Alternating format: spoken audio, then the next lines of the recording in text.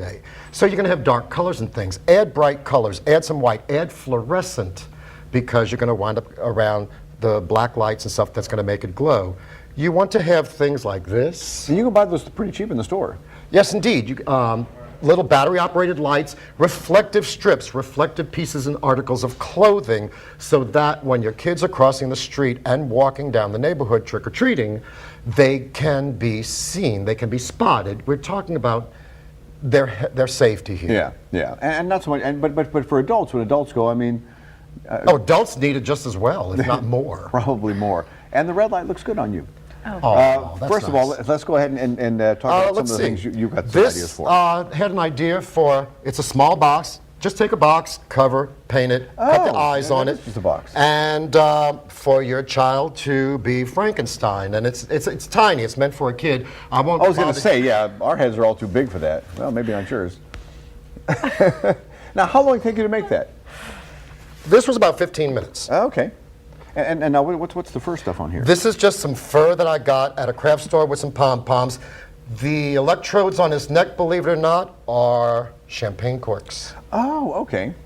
And then a little martial art and spray paint. A popular one for a long time was you get a couple of boxes and put aluminum on it and make the robot. Exactly. Well, we have that sort of deal here, where if you just take some foam, cover it, and these are good ideas for Mardi Gras.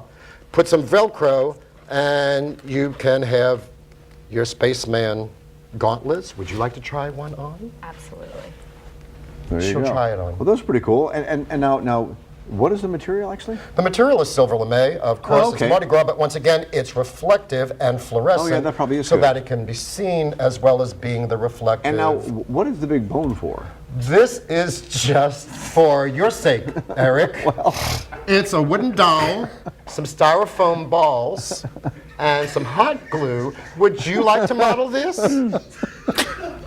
It also goes well with a voodoo-themed headpiece or hat. Oh, there you go.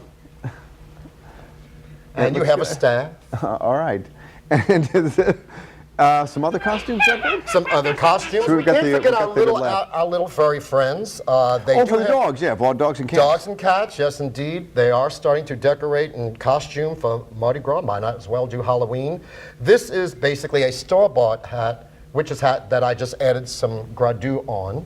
All right. Hair. You want to do hair? Just is that right like a over mop? here. It's not a mop. That's yarn. Oh, it's yarn. Okay. It's yarn on one of those little turbans that women can buy at hair places. Just the idea, just think and go to one of the craft stores and try to be creative. Craft stores and material places like Jefferson Variety and Accent Annex, these places have great stuff everywhere. If you'd like other costumes, by the way, you were great, Chantal. For other costuming ideas, you can go to this year's NOLA Designer Halloween Costume Boutique.